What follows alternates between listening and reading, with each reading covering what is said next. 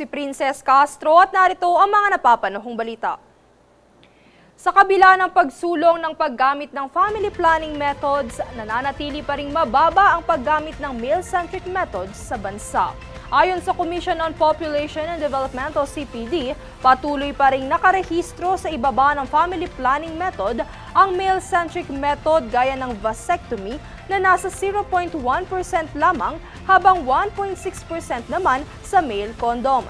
Dagdag pa ng CPD, ang family planning ay kadalasan lamang na ginagawa ng mga kababaihan.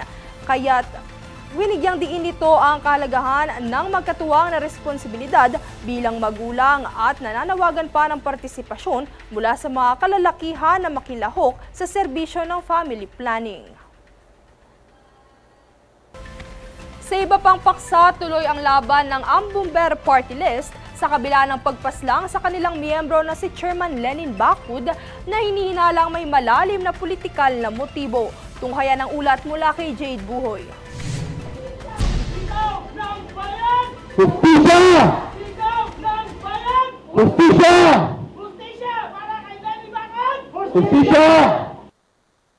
Ito ang panawagan ng Ambumbero ng Pilipinas o ABP Party List kasunod ng pagpaslang sa kanilang chairman na si Leninsky Bacood, kung saan iginiit nila na hindi ito simpleng krimen kundi bahagi ng mas malawak na pananakot laban sa kanila. Kasabay ng kinakaharap na kaso sa COMELEC tungkol sa umunoy falsification ng isang kalabang party list. Pagsisiwalat pa nila na patuloy rin nilang kine-question ang tila banta sa kanilang seguridad mula sa online harassment hanggang sa natatanggap na death threats gaya ng inihayag ni Archie Zamora. Actually kami po ni Chairman Lenin is magkasama simula pa nung unang eleksyon ng ABP. Kaya ngayon lang namin naranasan na makatanggap ng mga death threat. Itong mga nakaraang buwan, nakatanggap kami ng death threat dalawa ni Chairman Lenin. Kaya nga hindi namin nakakala na hahantong talaga sa ganito. Bagamat hindi pa nila isinasa publiko ang buong detalye, tiniyak nilang tukoy na nila ang mga posibleng nasa likod ng pamamaslang.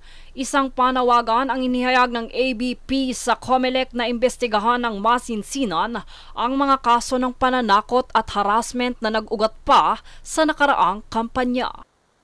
Sa election body na COMELEC, Chairman Garcia, alam namin, kayo po ay taong mapagkakatiwalaan, may dignidad at tunay na pinuno. Nakikiusap kami sa inyo.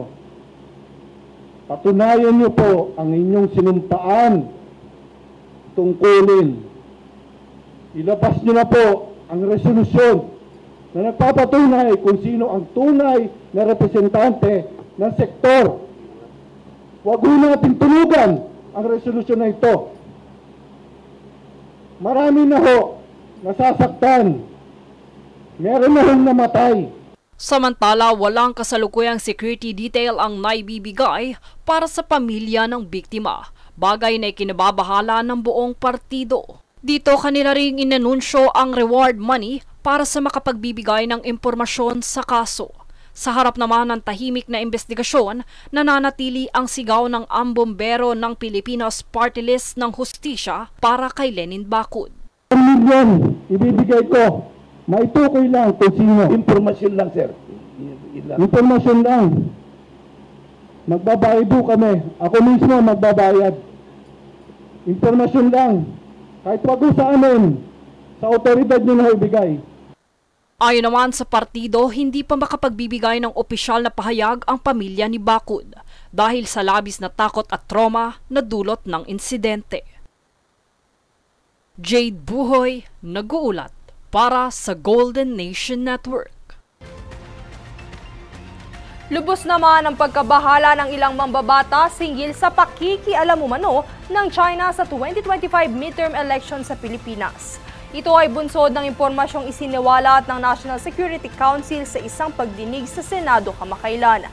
Sa panig ni Senator Alan Peter Cayetano, Nakakaalarma ito dahil bukod sa kasalukuyang alitan sa West Philippine Sea, ay maaari ring magdulot ito ng problema sa diplomacy na makakaapekto sa ekonomiya ng Pilipinas.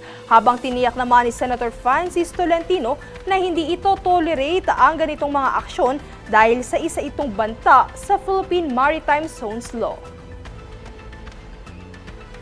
Kami ang boses ng pagbabago. Ako si Princess Castro at ito ang News Force. Sa ulo ng mga balita, NAIA security personnel, bawal ng hawakan ng passport ng mga biyahero. Functional literacy rate sa Pilipinas, target pataasin. DOH, tututukan ng brain stunting issues ng mga batang Pilipino. Labor Commission, layong ipanukala ni Senator Peter Cayetano. Senator Tolentino, inihayag ang umano'y planong panghihimasok ng China sa halalan ng bansa. At Exos Baekhyun, balik bansa para sa kanyang Reverie World Tour sa October. Patas at pantay na balita, komprehensibong ulat para sa pulso ng masa. Ito ang News Force.